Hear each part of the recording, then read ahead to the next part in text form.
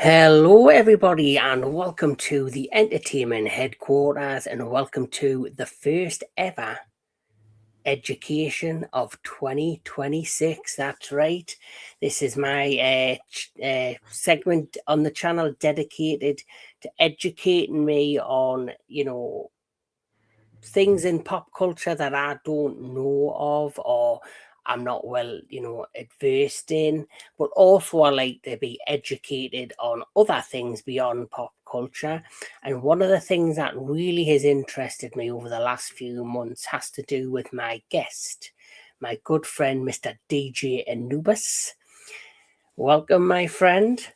Thank you much. Yeah, so my good friend Mr. DJ Anubis, he told me something that really interested me and got me fascinated, and that is the fact that he suffers from arachnophobia.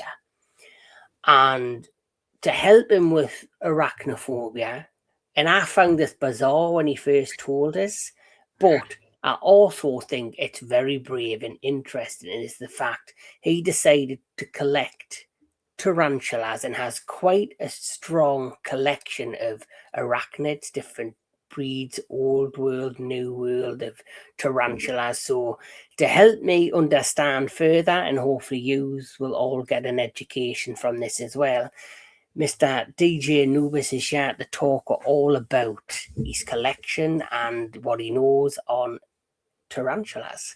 So, Mr. DJ Anubis, take the floor and let me know what you know.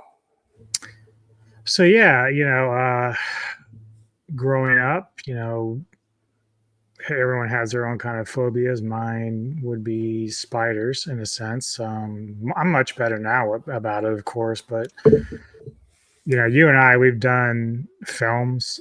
We reviewed films about spiders and horror and stuff like that. And uh, I think when you think about it, in culture and entertainment and movies, that when you think about the worst possible way you can like be killed in a horror film, like it's like having a giant spider eat you or some crazy Yeah, shit like that, right? yeah, And so but there's also this like fascination, same thing with sharks. It's like yeah. there's a fascination about, in the case of sharks, it's something that could consume you or kill you. Mhm. uh Tarantulas, now they don't have any kind of history of killing a human with their venom, but can make you sick and it can hurt. There's some spiders that have big enough or are large enough that their fangs would certainly hurt if they hit you. And some of them aren't even poisonous, but just because of their size, it's not something you really want to say, hey, yeah, go ahead and bite me. It's not. Now, I've seen some guys on YouTube that do the whole like Steve Irwin thing, and they're like testing the venom of spiders, and they'll let like an OBT bite them, and it clearly hurts them, but they're doing it for just to kind of show people like, okay, yeah, you can survive this, but it sucks. It sucks. Yeah. But I don't probably think I about don't think I could purposely let a tarantula bite me. Like, no,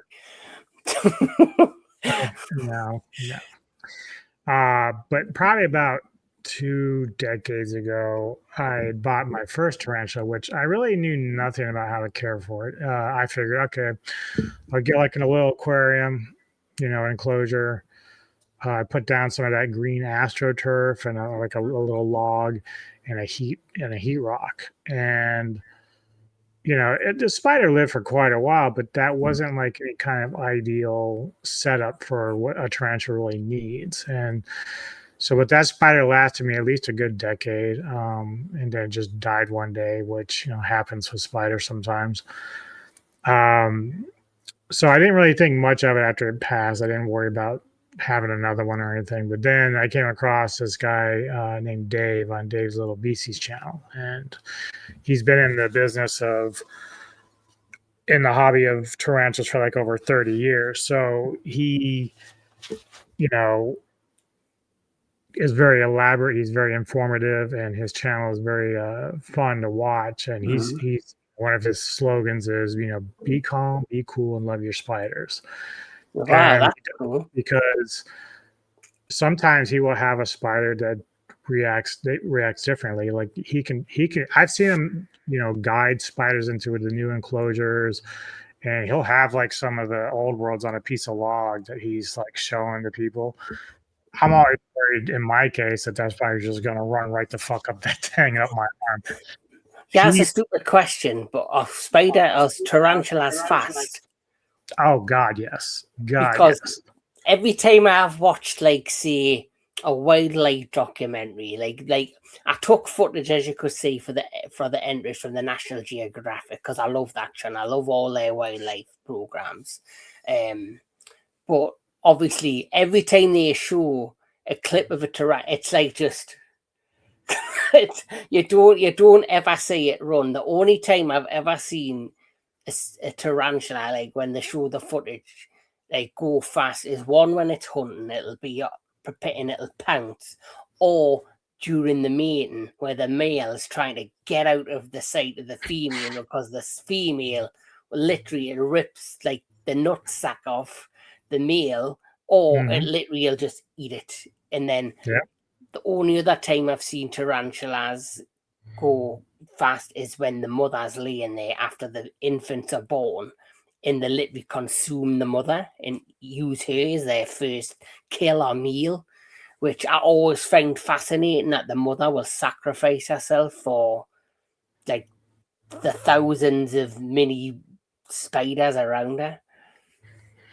Yeah, for my spiders that I have, and all of them can have quick, reflexes, and so like my Venezuelan sun tiger, she can just be sitting on her log, and then like if I go to open her enclosure to give her water or whatever, dude, she is just quick. I have to be careful because her enclosure is not super huge, so I don't want her crawling out and trying to get away. So, but but the thing is, though, the interesting thing about tarantulas in general, especially old worlds compared to new worlds, is that despite the fact that old worlds have significant venom, they would rather just run away and hide rather than try to bite you. Like they will if they have to, but ultimately, if they have a way of escape and can get away from you, they're just going to run. Even the OBTs would rather just run away than try to worry about biting you. But obviously if you corner it or whatever, then they get kind of spicy.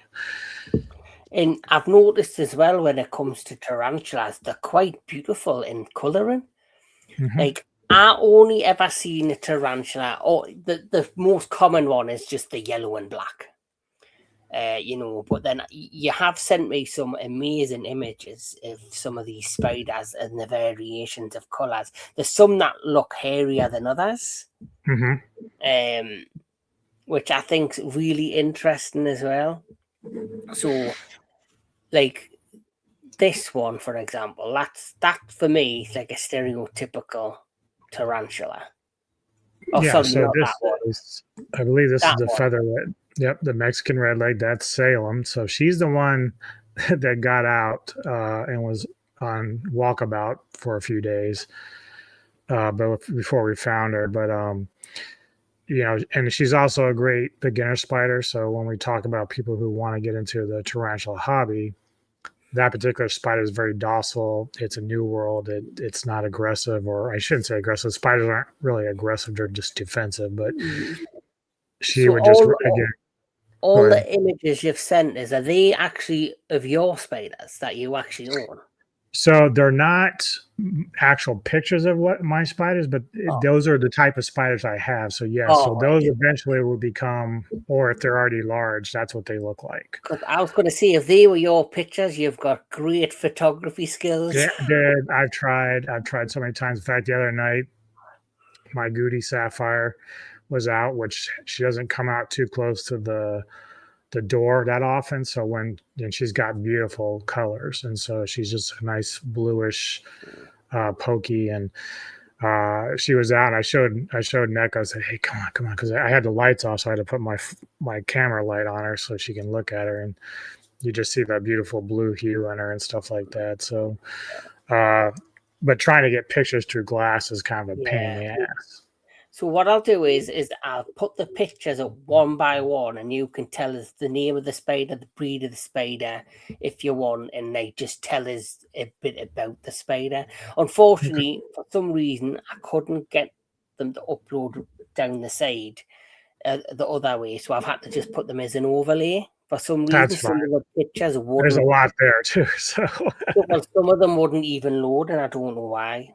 But anyway, so this was the first one I showed. so that is, and I gave her a name, of course, Sedna, the feather-legged baboon. So this is an old world. I could try to pronounce the scientific name because a lot of people are there's always like these elitist or the pretentious hobby owners that say, Yeah, you got to use a scientific name. So that is basically what we call a Stromatopelma calceatum.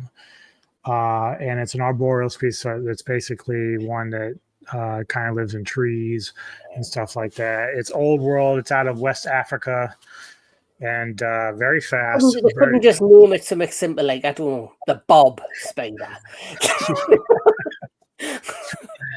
but like most tarantulas, males usually live about 3 to 4 years, whereas females can live 15 to 20 years. But Yes. yeah, that's the feather leg. She is old world, so she's part of that baboon species, which they have a ton of them in there. So, They do say she's old world.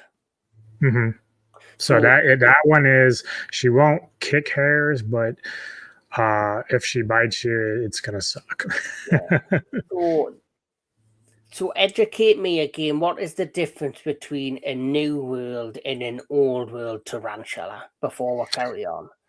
So new worlds are basically the ones that don't really have significant venom, but their main defense is kicking hairs, and so you wouldn't think that would be a big deal, but the more I learned about them, the more I found out that even kicking hairs can be a really bad experience. And so one thing I've learned is because these hairs they kind of like dust, so when they kick it off their abdomen, it's how they kind of get away from predators, other animals that might try to hurt them.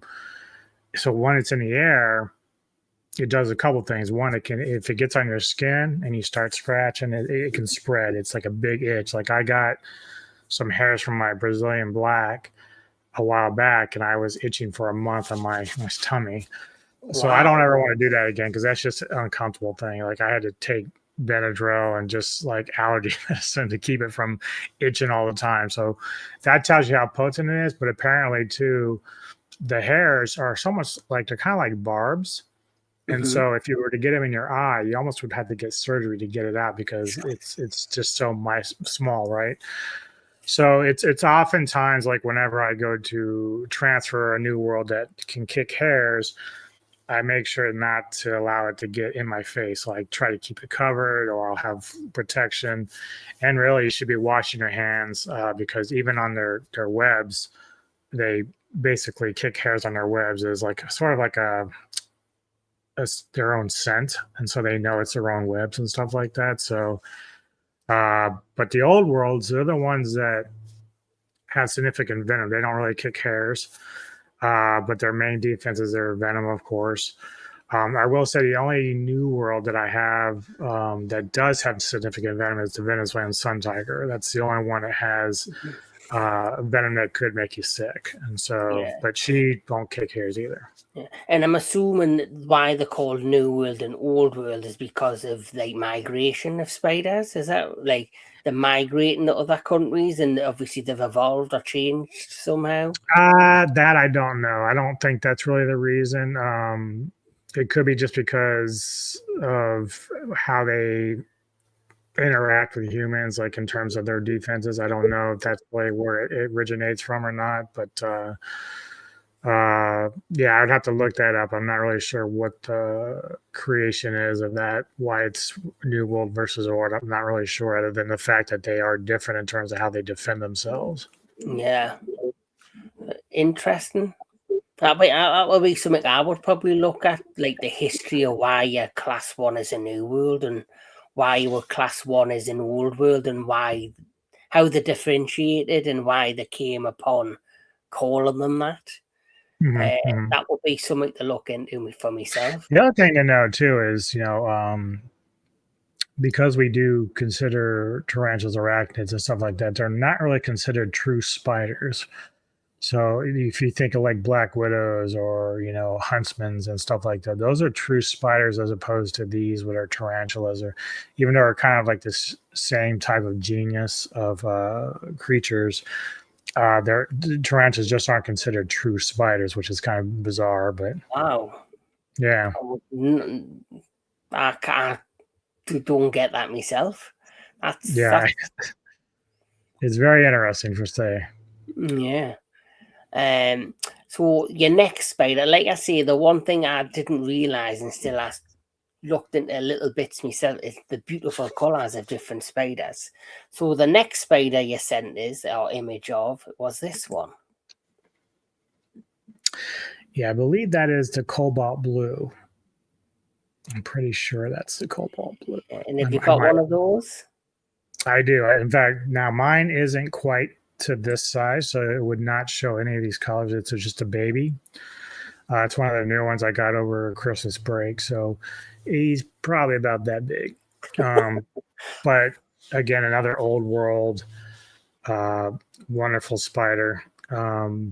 It's actually one I had kind of thought about getting for a long time because when I first started about getting back into the hobby, it was always down to like the Venezuelan sun tiger, the cobalt blue, and then from there I really didn't care. It was like those two were kind of like the runners up. So now I finally have a cobalt blue, and hopefully I'm able to keep it alive and make it grow. And is it male? Did you say it was male? We don't know yet. So spiders or tarantulas, basically, when they're young, they don't have a sex, or it doesn't until they mature out that you figure out they're either male or female. Now, I found out something interesting with my pokies. So most males, when they mature out, you're going to know right away. One, they kind of look a little bit more skinnier and lankier than the females. But the second thing is generally on their, of course, it's on their, you see where their mandibles are. And then the two main feet up front, you'll know them as male because they will have like these little hooks. And what that purpose that it serves is when they're holding up the female's legs, they'll use their pedipalps where they're, where they inseminate from to hit the female and inseminate her, and then they try to get away. But the hooks are there to kind of keep her legs up so that it sounds sexy as fuck, right? But that's what the purpose of those for. Now, my pokies, unfortunately, I didn't know they were male until they started tapping. So what males will do is they'll thump with their legs on the glass. So that's how they communicate with the females. Even when they get into, if you're someone who breeds, the spiders, they'll get into their enclosure and they'll start tapping on the ground or on the glass, and the female will generally respond. Now that's how I know my pokies, my two main ones, are males, is because they don't have hooks. I know that they do that in the wild. So, for example, I watched this, like I say, wildlife documentary on the National Geographic, and it had a clip of a spider, a male, who was going across the floor in the jungle, and there was like a giant, looked like an opening to like an underground lair. He stood outside it, and he started tapping his feet to gain the attention of the female to see if the female would allow him inside the lair to breed. So it was really interesting to see that actually happening on the program. But so my pokies don't have the hooks, so that's why I was kind of confused. But if I'm sitting here, because my tarantula room is right to the right of me, at night, if I'm just sitting here and it's quiet, I can hear them tapping. That's how strong they are. They tap and you can hear it. But it was kind of funny too because both of I think I would shit my pants if I'm sitting next to a tank with a spray and it's going. I'd absolutely shit. Well, it's funny because, like I said, the two, my Indian ornamental and my Mysore, are right next to each other, and they're both male. And so they'll start tag teaming the windows. They'll start tapping at each other. And I'm like, wait a minute, do I have some gay spiders here? Is this what's going on? Well, they've got gays in all walks of life. Yeah. But it's funny though, because it is kind of cute that they're just kind of tapping, because that's their way of trying to search out a female. Because once they've matured out, their only goal is to go and get laid and then die. That's basically what it is. Yeah, not a bad way to live. Uh, but next on the list.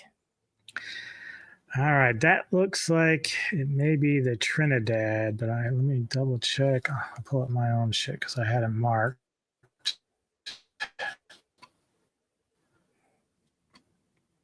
I just want to make sure I have the information right. Yes, so that is the Trinidad olive, and that is a New World. Neolithiense.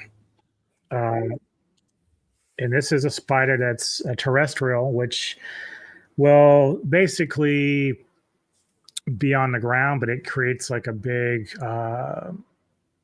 will take like leaves and sticks and put it together and just builds like a big nest. And so that's what mine has done. It's out of, where is it? It's from Trinidad, of course. Now, it is moderately fast. It's a very beautiful species. As you can see, it's got some nice coloring to it. It's a hair kicker, and once it gets a bit bigger, right now mine's probably about yay big. Mm-hmm. But some of the tarantulas, basically spiders, I call them spiders anyway, but sometimes one of the frustrating things about the hobby is some of these spiders are really reclusive, so they don't always come out, and so they're not always seen. So that's kind of frustrating. So you hear a lot of new hobbyists that come into it, and they're like, well, I want a spider that sits out a lot and, is out in the open. I can see it. So that makes sense. I have a few of those that do that.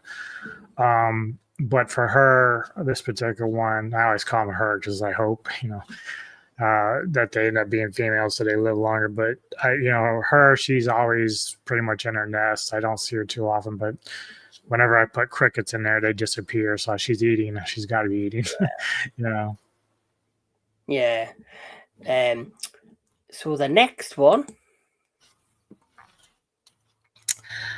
Okay, I think that's one of my newer ones. So that is what we would call the golden horned baboon. And so this one also is a very young one I got over the Christmas break. And it's another of the baboon species. So it's clearly fast, can be defensive. But again, I have right now, I have probably like 2 or 3 baboon species. But let me see if I can find the information. I have all my shit up here, but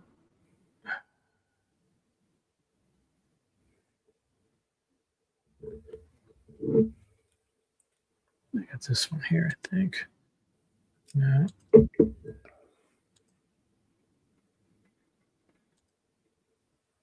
Somewhere, I thought.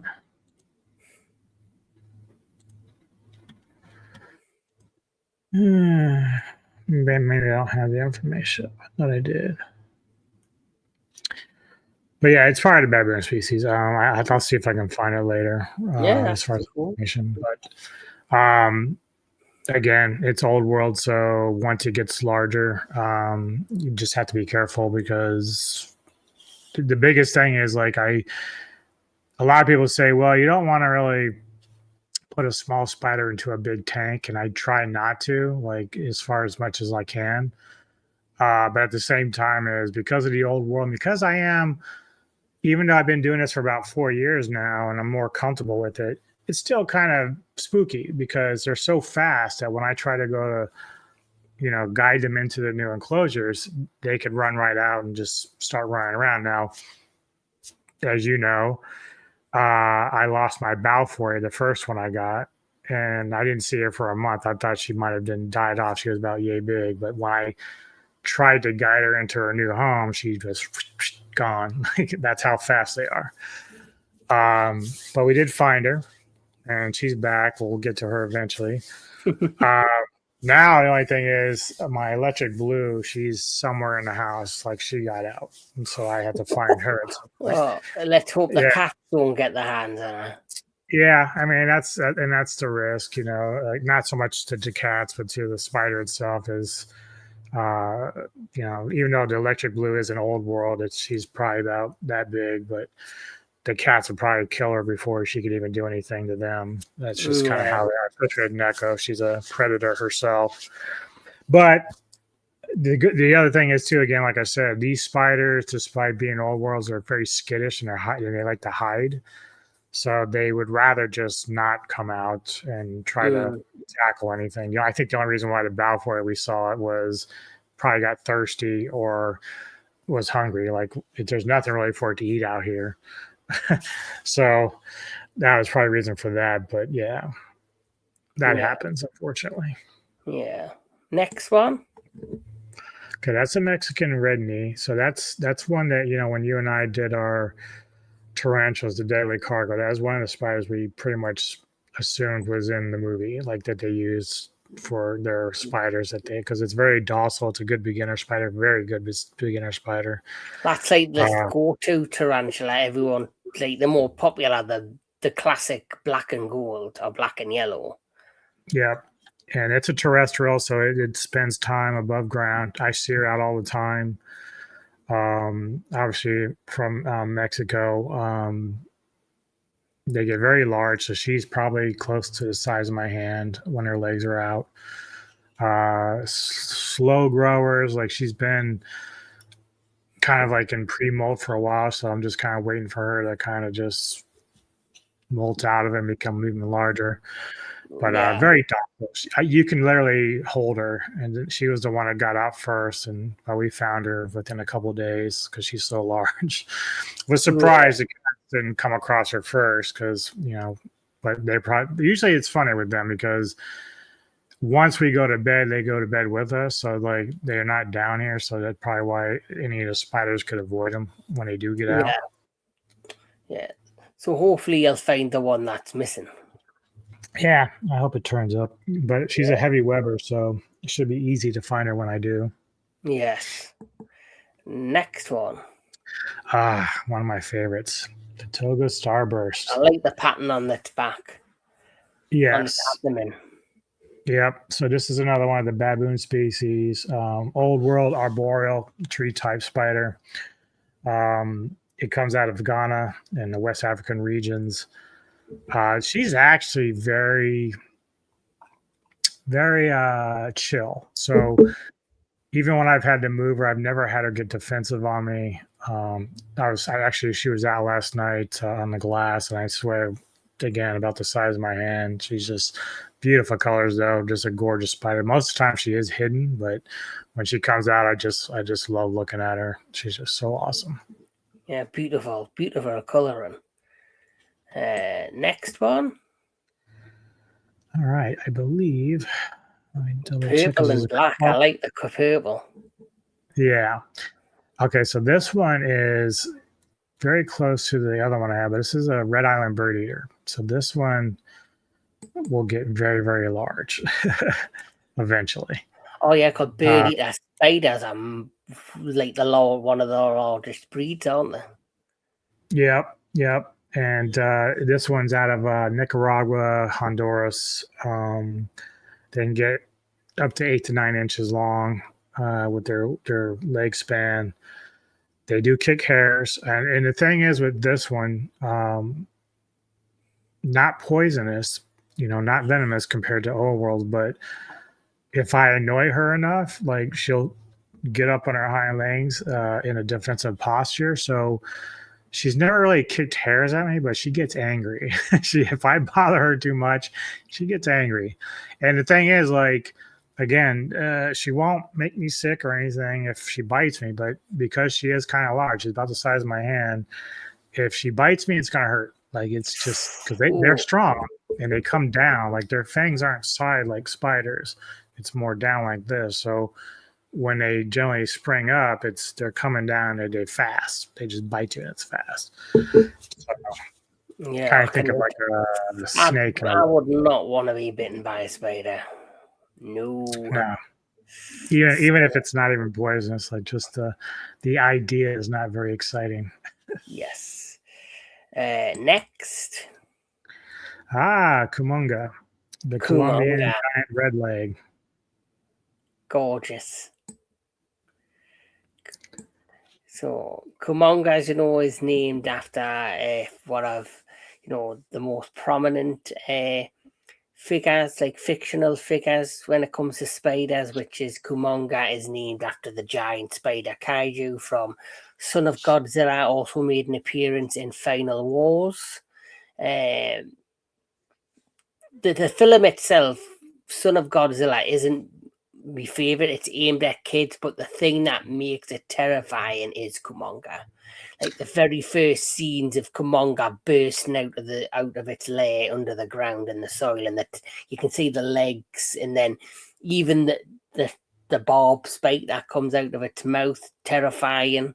So if you're all terrified of spiders, Kumonga is probably one of the most terrifying fictional spiders out. Yeah, I'm like you. The movie itself, I've kind of outgrown it because it's more kid driven and stuff. Mhm. But the reality is, like when you watch it now, it's like it's even creepier and darker because of they do kind of use Kumonga in a more terrifying way in terms of how it is, how it attacks other kaiju like Godzilla and them and all that, and the praying Yeah, mantises and stuff like that. So, yeah. um, one thing to keep in note is like when you're keeping tarantulas that they have to have a certain amount of humidity, some a little more than that. Is like right now I've had two pink toes in the 4 years, but both of them have died, and I think a lot of it has to do just because I didn't have the humidity quite as high as it should be.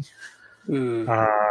And the funny thing about pink toes too is they're very docile, very good beginner spiders. I always recommend them first because the worst you're gonna get is them just trying to poop on you. But worry about your humidity. You don't have to like overthink it, but for some spiders it does have to be a little bit higher. But the best range to keep it temperature wise is like between 75 and 85. That's really the best range for all of them, but they can survive in like 60-degree weather. It's not ideal, especially for Yeah. molting. The hotter, it's better for them to molt. But just keep that in mind if you're going to get into the hobby itself. That you want to make sure you're got like some sort of heater in the room. Like a lot of people would try to use heat lamps or heat pads and stuff, but those aren't really ideal because sometimes the spider won't leave the heat rock or whatever, and they kind of like kill themselves by being dehydrated. You don't want that. So just kind of like recognize that when you're keeping spiders, it's better just to kind of have like a room temperature type of thing with them. So going forward, if I was somebody, for example, who was interested in starting this hobby, how much for people watching, just to give them kind of a price range, how much would you say like a starter kit for a spider, like the starter pack to get you started would probably cost? Well, depending if you're going to start with a spiderling, and that means you would be kind of raising it from a very baby to its larger size. So most times I would recommend I'd recommend going New World. I would start with either a Mexican red leg, a pink toe, Costa Rican striped knee, or curly hair. So those four very good beginner spiders. Most pet shops will even have some that are kind of already juvenile or young adults, which means they're probably about this big, which I would recommend going there first because spiderlings can be kind of tough if they don't make it out. It's just kind of how it is. Sometimes spiderlings just can kind of die on their own if they don't make it out. So usually I try to get them when they're at least a couple inches to 2-3 inches big. But let's say if you do that for a 2 to 3 inch spider, you could probably start with a container, yay big, doesn't have to be super big.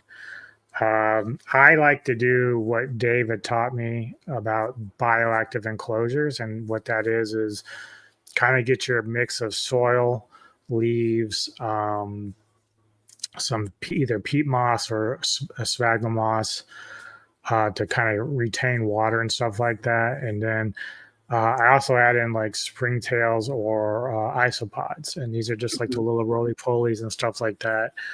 And what they do is they just kind of benefit your soil. They eat up all the dead waste from either the spider or the carcasses of the crickets or whatever you're feeding it. So those are kind of like little working units that help the enclosures just stay clean and all that. Especially if you add in like plants, if you have a good way to keep light with your plants.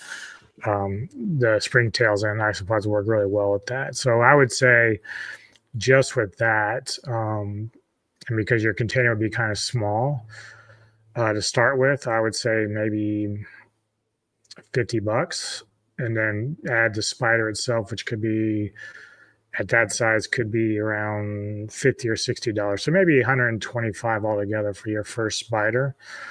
Naturally, as the spider gets bigger, you might get a little bit larger enclosure, but that's it'd be down the road. Like it doesn't always happen that fast. So Yeah. So interesting. Like I don't know if I would start the hobby up. I'll be completely truthful. But it's interesting for those that are potentially considering starting up well, with a hobby. and the other thing I have to mention is, and you're going to find different hobby keepers on YouTube and whatever that say that they don't mind holding spiders, like that they don't mind holding tarantulas. Doesn't matter if they're old or new. I've seen them do it. And kudos to them that they are, confident enough to do that. I know for myself and Dave that we both are on the same page when it's about not handling spiders. It doesn't matter if they're docile or not. I mean, I could with a couple of mine, but I just don't want to because, obviously, if you're going to hold, let's say you hold a curly hair, like Loki is probably my most chill tarantula. She's very large, but she's just a really pussycat, really, basically. Mm-hmm. I would have to hold her close to the ground and just kind of let her crawl around, but she's still kind of fast as well. And she would kick hairs if she gets annoyed. So again, you're still taking the risk with that. And then if you're not careful and you drop her, large spiders, they drop from a far enough away, they can shatter. They're just, their bodies, they're strong, but they're not invincible. Mm. So I always advise against trying to handle tarantulas. They don't have any emotional attachment, so it's not like you can't just call them and they're going to come. But they are very beautiful, and you can watch them and take care of them. And that's really kind of like that is for me. So for me, it's more about enjoying what they are. As you mentioned earlier, there's a lot of beautiful colorations, things that I had never seen on some of these spiders before. It's like really amazing. So it helps me get over my arachnophobia, and I take a bit of pride in taking care of them, which is one thing that my wife, she's always been kind of happy about, is that I take a huge interest in it. Like I'm very passionate about taking care of them. So that's, it's one reason why she lets me do it. Now, the fact that I keep letting them get out, it's kind of pissing her off. But well, the last thing she wants to do is sit and watching Saturday Night TV with a glass of wine with a fucking spider right. crawling across there. So every time she comes down there, she's checking the pillow, she's checking the blankets. She's like, if I find that fucking spider. You better watch she didn't hoover it up. So next. My baby, the Mithra. So that is the Venezuelan sun tiger. That's the New World. That's a Psalmopoeus amernia. And from day one, when I decided I was going to get back into the hobby, this is the one spider that I wanted above all. But I didn't rush out to get it because that is the one New World that does have significant venom. Mm-hmm. She's very fast. They're out of, obviously Venezuela, Ghana. They're different than their male counterparts. The males are generally kind of like a grayish color. But mine is like the female there. So plus she laid like a phantom egg sac a while back when we were still at the other house. So I know for sure she's female. So I'm very happy about that. But beautiful spider. You can see the legs, the little starburst on them. It's very unique to her. So she's definitely one of my favorite spiders in my collection. Oh, lovely. I like the coloring. The color is gorgeous. Yeah. Curly hair, that's Loki. So that'd be, again, one of the best beginner spiders that you could have. They're out of Honduras, Nicaragua, and all that. Terrestrial, semi-burrowing. Um, they kind of dig and burrow into grounds, but strangely enough, she doesn't really burrow. She's out all the time, around in their enclosure, and It's I just always have. small because no, like I know they're not, but on that photo it looks tiny compared to the others. Well, it could be now, depending on how big that log is. But she's close to the size of my hand. She's one of the bigger spiders I have. Mhm. But again, whenever I kind of bother her to get water, she'll kind of just scurry away. But like most spiders, if I drop like a cricket in there or something, she's very quick to eat it. So, but she's the funny thing about her, and for anyone who's ever going to have a curly hair, uh, a lot of times you'll see a spider when it's pre-molting that their abdomen gets kind of bare because they've kicked off hairs or whatever, or they're starting to grow out of it.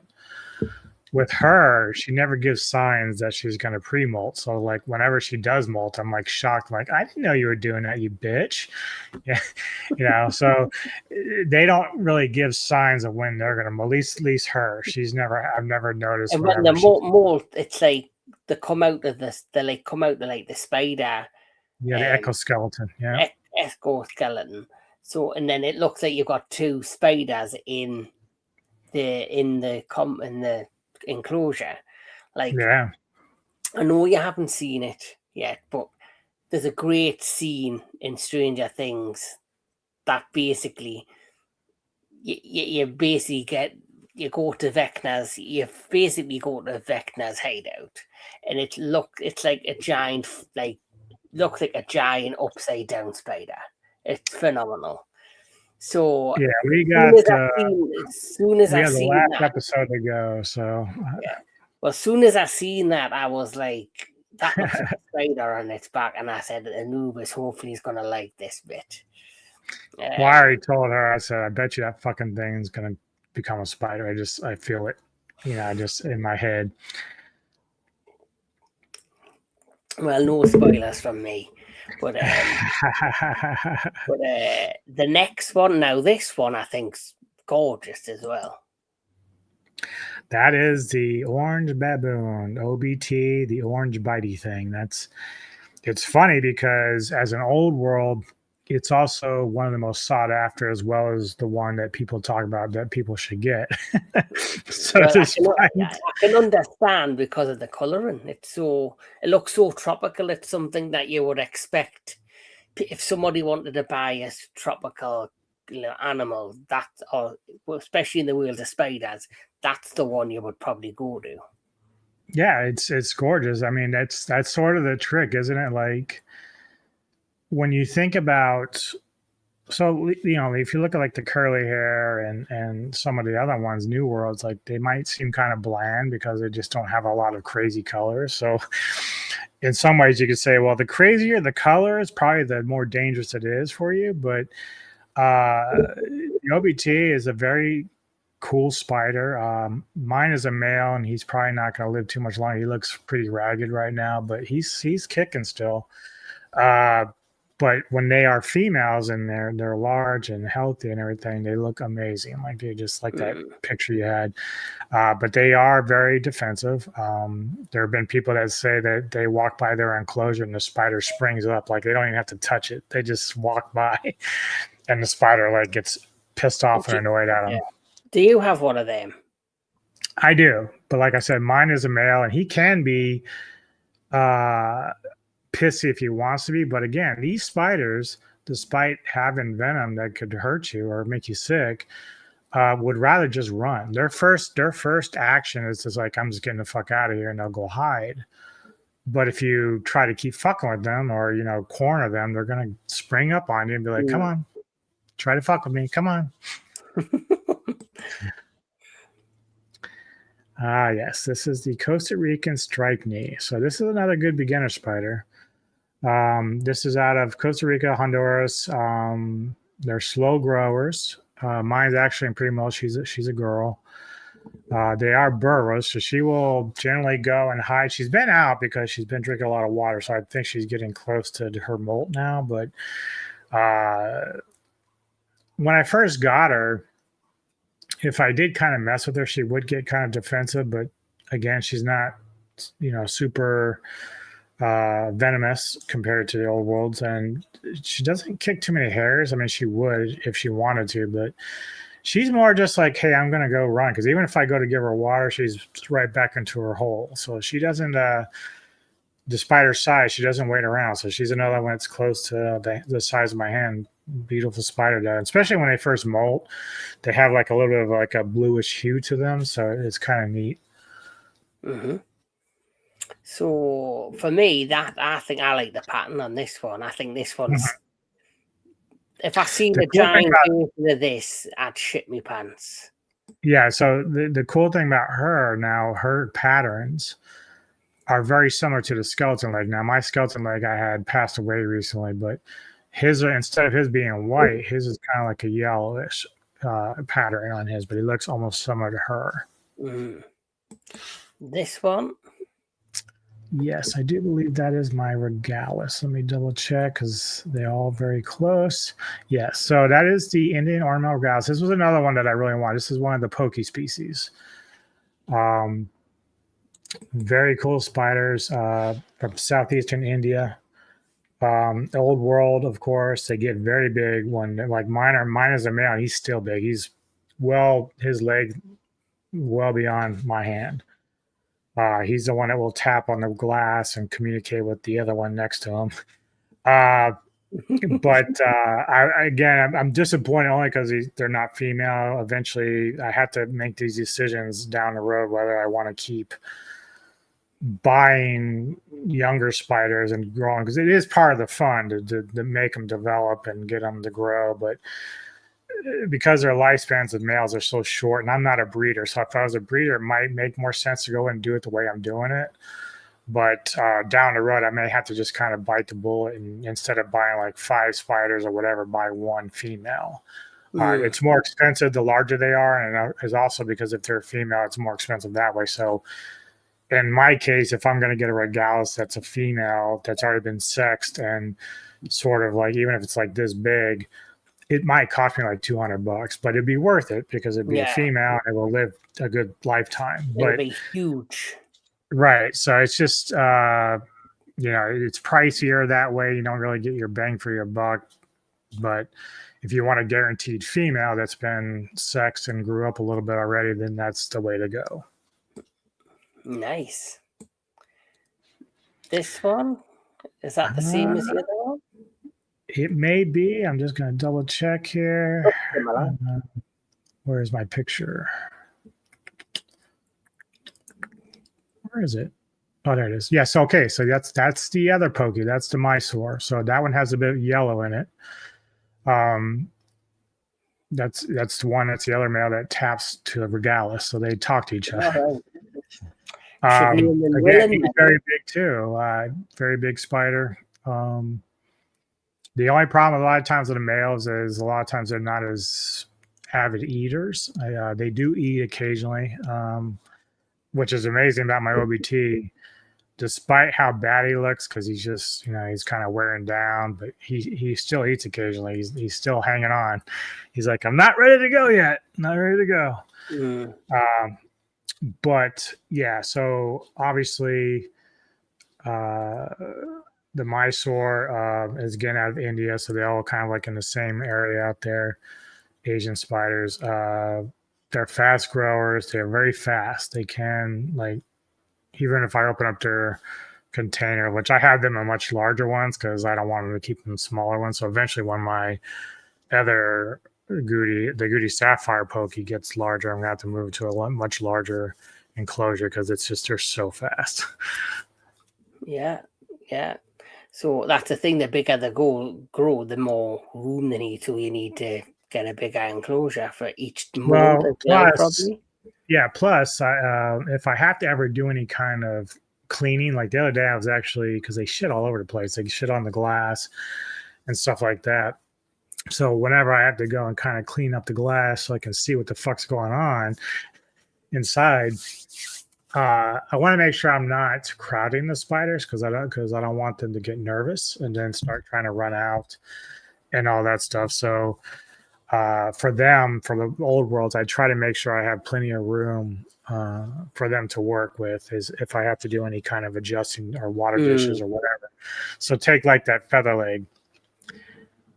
The feather leg has a heavy Weber, so they will cover up their water dish. And so if it gets dirty, I have to go and try to pull it out and clean it out and stuff.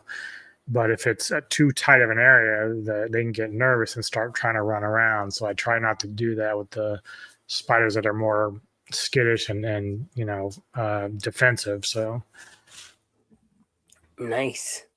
But yeah, me personally, if the glass was covered in shit, I'd be frightened to stick my hand in to clean the glass in case one of them tried to climb up the arm and escape.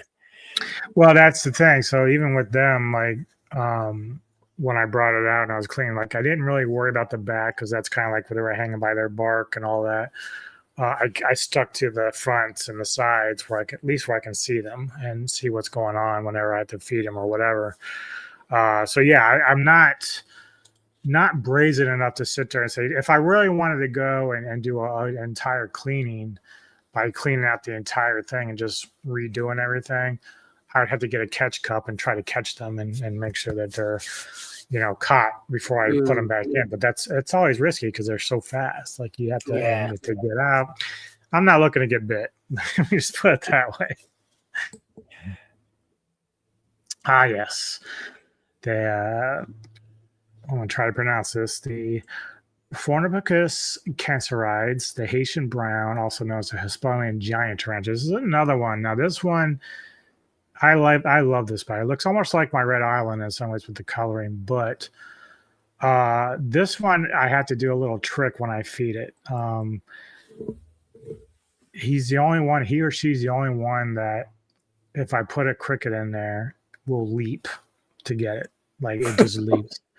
So I usually throw the cricket towards the back of the enclosure so that he's running that way and jumping that way. Because if I try to just plop it in front of me, it's going to jump out at me, like because it's trying to get to the food. But again, this one can be defensive. It's a new world, but it's terrestrial also. But we'll get. It would rather run. Like whenever I give it water or whatever. Actually, it is kind of funny. The other day, because it's been drinking a lot of water lately, so like they will sit by the dish. So just to make sure, like if I started doing the water, I used to whenever I did the curly hair and I'd start filling her water dish, she would jump at the dish, thinking it was like a bug to eat, right? But this one, because it does leap, I don't want to like make it think that I'm feeding it. Mm-hmm. So I spray at her and then she kind of runs so that I can go and give her water, but I just want to make sure she's pushed away. People are like, why do you do that, man? But it's like, I don't want her jumping out of the cage. Like she's just so aggressive as an eater that like, I don't really want her to do that. Now it's interesting because they say this is not for beginners. But I've never really had any real problems with her in terms of, like I said, she could get defensive, but again, you really have to bother them a lot to do that. But if you're just feeding them and watering them, they're not going to be a problem at all. Yeah. I think that's the... That one looks huge. It could be. Okay, so this is Alkea Earth Tiger. I have about 3 Earth Tigers right now, 3 or 4 of them. And they're... from India. They're where is it? I just had it. Where did you? There you are. Old world. All Earth Tigers are old world. So you don't want to get bit. From Indonesia.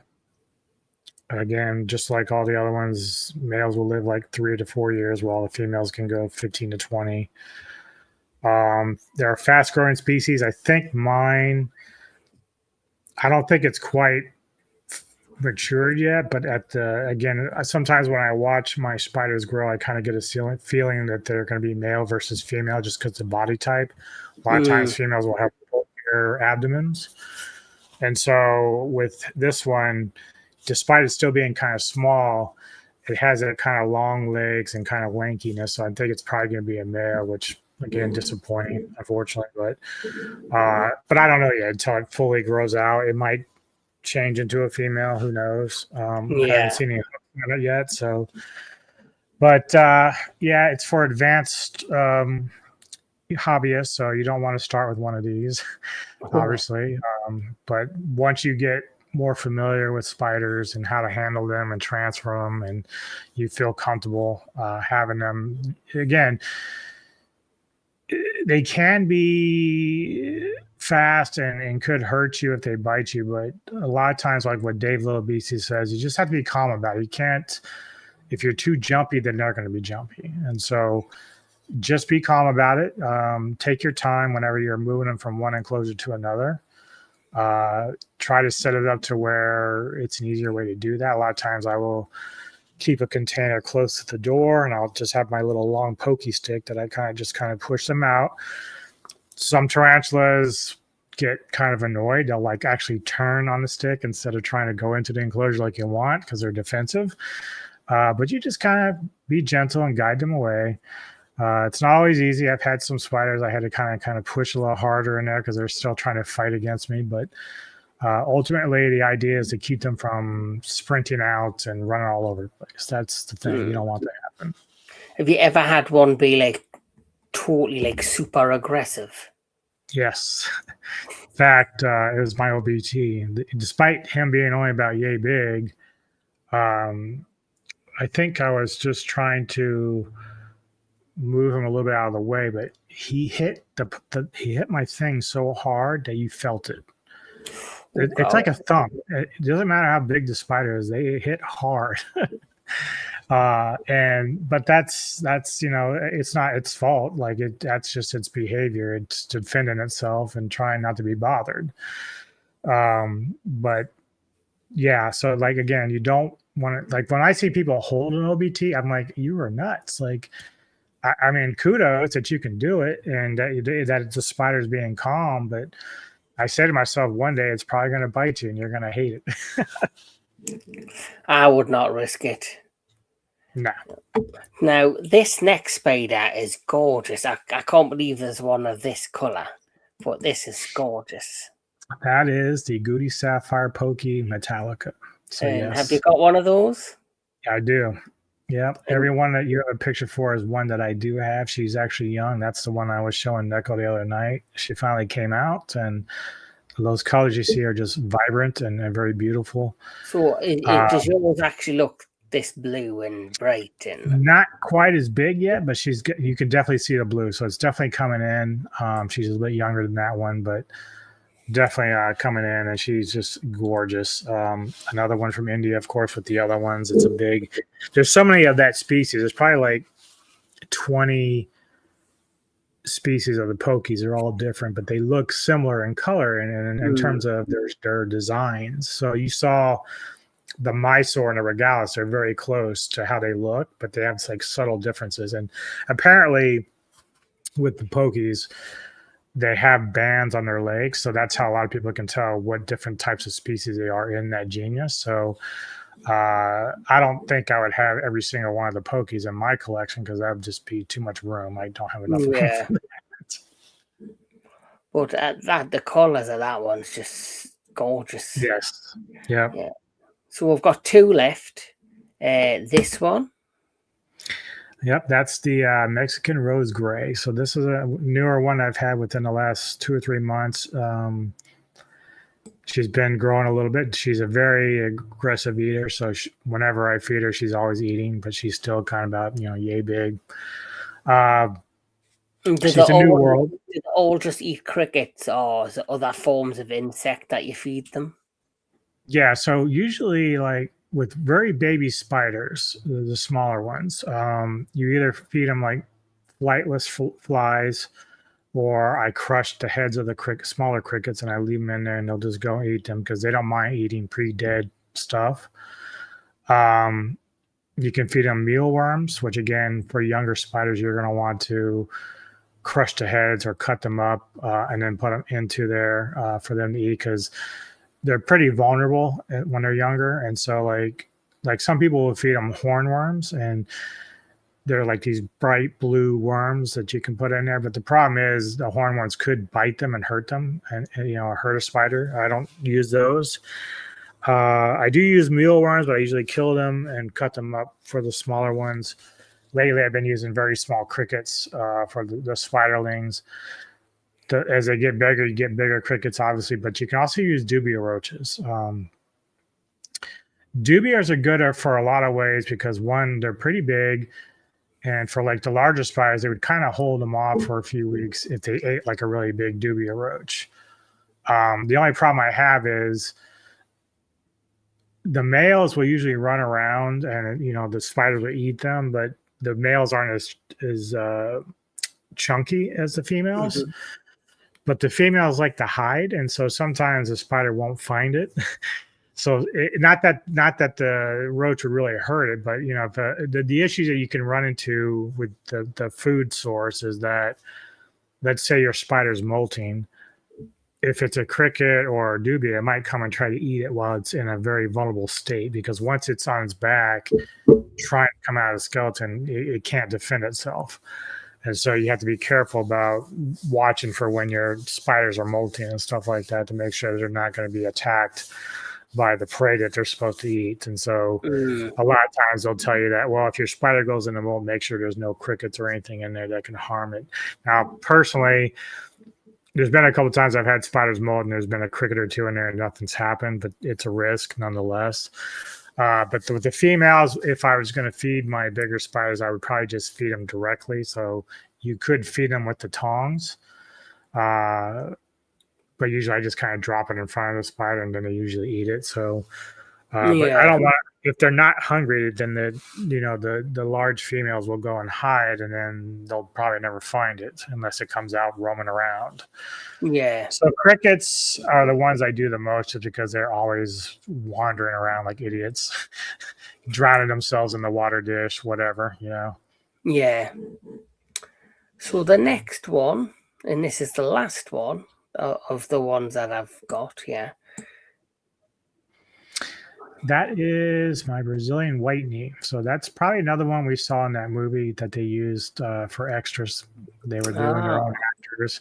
So between that and the Mexican red knee, those are probably the two type of spiders they were using. The white knees are really great. They're New Worlds, Brazil. These are hair kickers.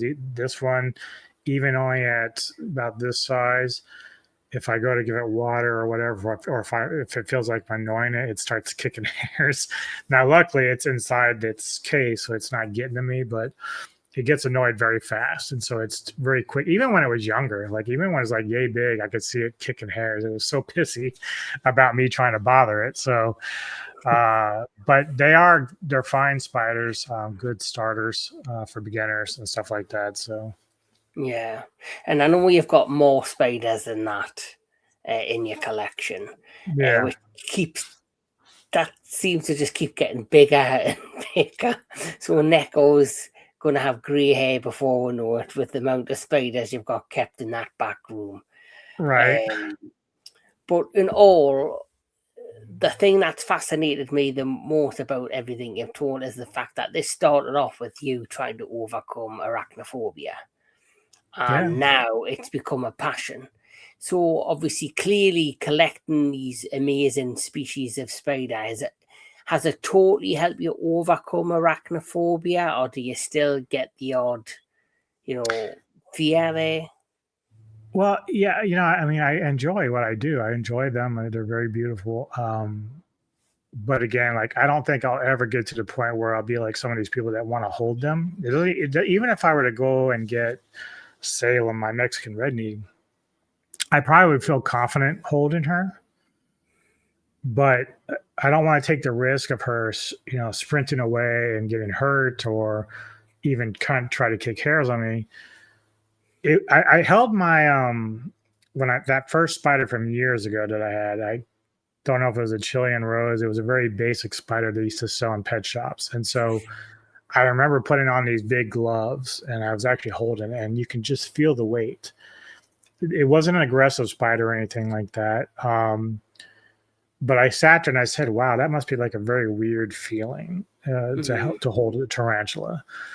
Yeah, I've seen like videos like that people put on YouTube or TikTok of like little kids standing there, like a little 3-year-old girl who's like, and they'll put a giant spider on the child's back, and it's like crawling around her dress, and she's not even phased, and it's like, Yeah. when there's me as a grown ass man cringing, thinking I wouldn't even let that anywhere near me, and yet you've got this little kid who's just not phased by like the size of a big black tarantula running around that dress all Hmm. over it. It's just crazy. Yeah. The giant bird eaters, like they're the largest ones, and they can get well past your hand. Like they're very, very large. Um, Again, they're not venomous in terms of like hurting you, but because of their size, their fangs have to be well like way up to here. So like Mm, again, I'm not looking to get bit by fangs like that, regardless. yeah, me But either. they don't generally tend to be super defensive. But I've heard stories where they do kick hairs and can get a little defensive. But eventually, I'm gonna have one. I will have one. Yes. I have Well, this big ass aquarium that I can put it in if I get one. I just don't have any room for it. and how I big will told that Missy, be? I told Missy, I said, because we have the mud room, and even though it'd be harder to keep the temperature where I need it because it kind of goes up and down because it's right next to the garage. I said, well, what if I get like a table in there and put it in there? She's like, no. She said, no. Like she's like, all your shit's staying in there. You're not bringing it out here. I'm not gonna have a spider that's the size of my cat. I'm not doing it. How, oh God, a spider the size of a cat, that would just be sheer terrifying.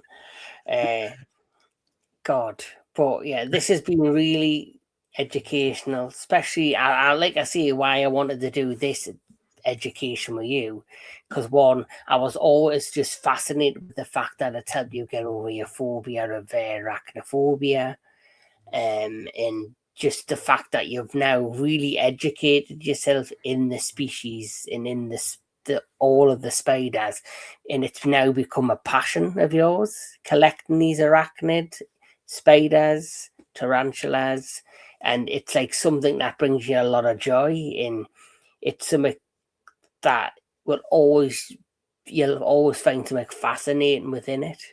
Mhm. Yeah, it's just again, you've seen some of the pictures, and part of that appeal is just how beautiful they really are. We can say all day that, well, what's really exciting about a creature that just eats bugs? Well, sure, on some level, but there's also a sense of pride of how. And granted, my enclosures aren't the most fancy. Like eventually, when I get to a place where um, I could have more sunlight. Like right now, it's a closet space where I did have some like uh, light bulbs that are good for growing plants, but I haven't really perfected that part yet. So a lot of the plants that I do try to use don't usually live very long. But if you ever check out Dave Little Beasties channel, his enclosures, he's got a whole method to his madness, and he has nice setups, nice moss. It looks beautiful, tropical in some ways for some of those spiders. And eventually, I want to get to that point where I can have some very cool setups. There's also another guy. I don't know if you've ever seen any of the pictures that I've shared from Steve Thornton, I think his name is. He builds his own enclosures, but they're all themed. So he'll have one of like Yeah, Nightmare on Elm Street. yeah, He'll I have one, seen that. Yeah, yeah. there was a He is one. I seen the incredible. one that was Tim Burton themed. So Yeah. I don't know if it's the guy you're talking about, but you know the Michael Keaton Batman films.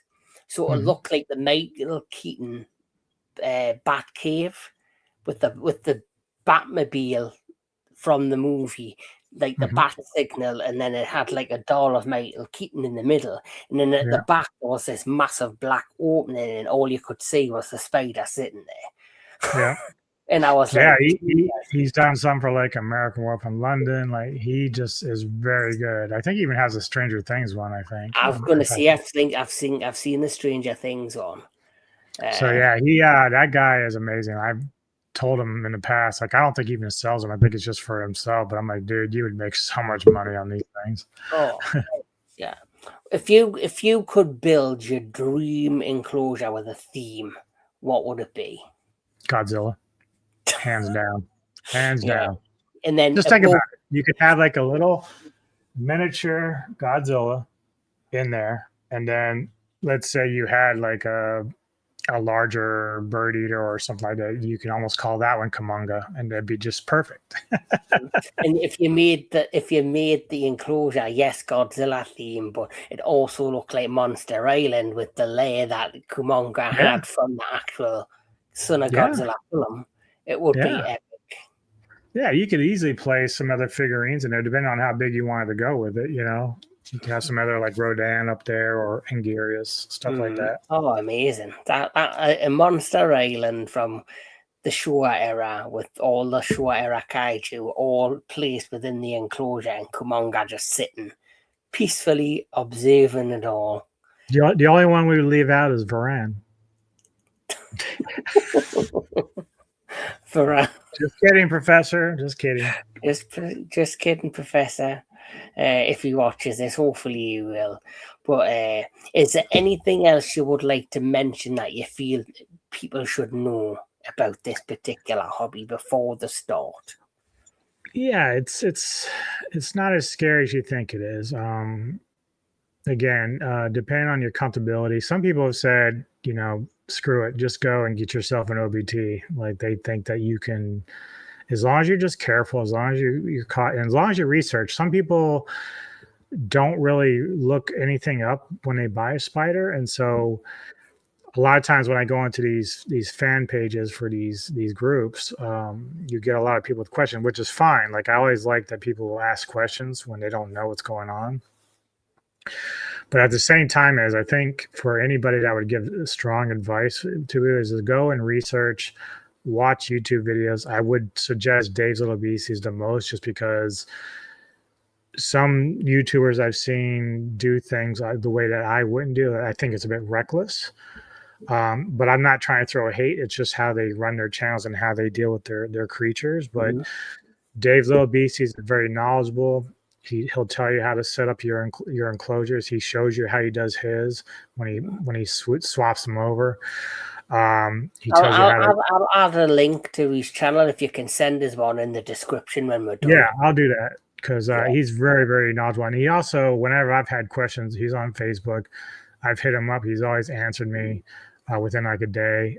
Just a very cool guy, very fun to watch. And so just if you're going to get into it, do some research, look up the type of spider you might want to get. There's a lot of information out there on how to set up their enclosures, how much water they need, and all that kind of stuff. So that's really it, for the most part.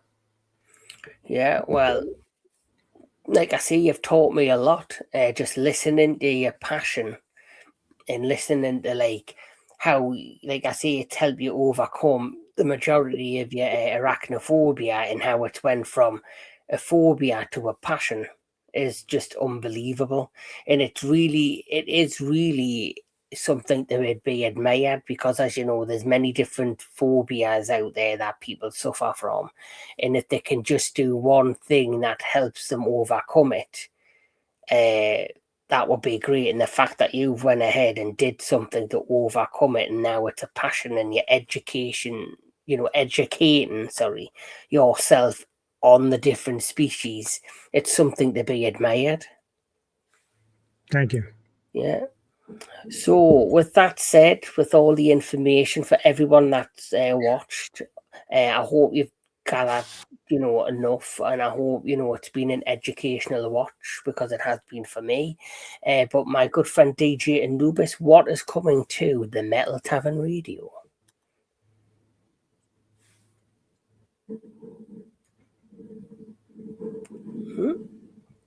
Oh, is he froze? Still there? Yes, I'm Did still I freeze there. or did you freeze? On my end, it looked like you had froze, Okay. but who knows?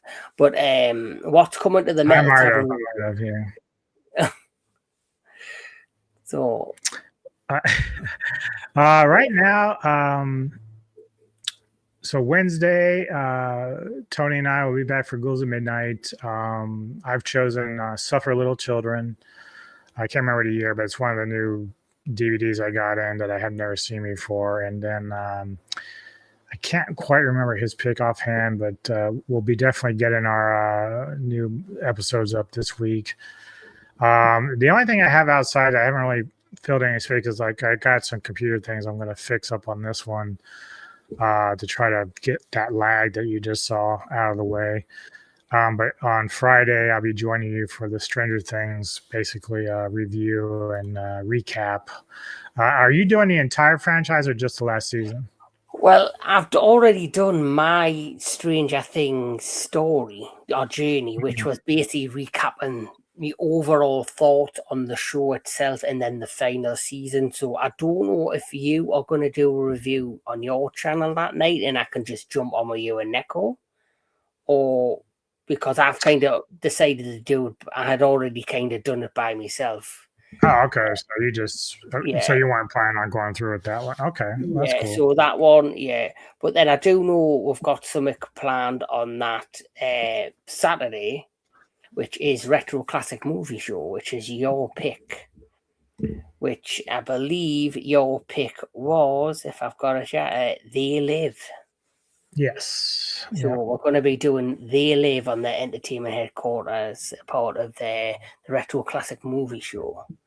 But I'm free Friday night now if you want to plan something or do something. Yeah, maybe we'll get cinematic done, since that'd be a good day to do that. I just have to figure out what the fuck I want to watch. Yeah. Well, you need to let me know before the Oh, Friday. no, I know what it is. And again, I'm glad I wrote it down. This is why my brain is dumb. But we'll be doing The Believers, 1987. The Believers, right. I believe Duly that's a noted. Martin. Right, I'll look that one up. Yeah, I'm glad I wrote that down because I kept saying, like, I thought I picked him, but I just can't remember. So I had to make sure I put him on my own schedule and being lazy as fuck. Yes. So The Believers is this Friday, and then Saturday we're going to be doing Retro Classic Movie Show, They Live. So as Anubis has said, there are two things we'll be getting together to do. So that's all I've kind of got planned for the rest of this week. I do have a movie review coming up for the new Primate horror film, which I thought was quite enjoyable. So check that out. It's coming real soon to the channel. After that, you'll not be seeing me again till the 24th, I believe, of this month, where we're going to be doing the Gamera anniversary special, to celebrate his 60th anniversary. And then on the 29th of January, we're coming back with the next Into the Darkness franchise discussion, and we're going to be talking about the Insidious films. So I finished the first one the other day, and I hadn't seen it for a while, so my reviews and my views have kind of changed on that one since rewatching it. Yeah, it's been a while, so I'll have to check it out. I don't think I've even saw 3 and 4 yet, so I'll have to go. I think I've seen up to the third one, but I'm gonna have to seek out. Is it the last key or something? Something like that, yeah. Something like that, and then apparently there's a new one on its way. So, but anyway, that has been this. That's coming to the entertainment headquarters. That's what's coming to the Metal Tavern Radio YouTube channel. Please like, share, and subscribe to my amazing friend. He's an amazing dude, does amazing stuff on his channel. And if you want to, please like, share, and subscribe to the entertainment headquarters. There's some more educations coming up planned in the future. But from me and from DJ Anubis, thank you for watching. I hope you've enjoyed it, and I hope most of all you've been educated. So thank you all, and we'll catch us all at the next one.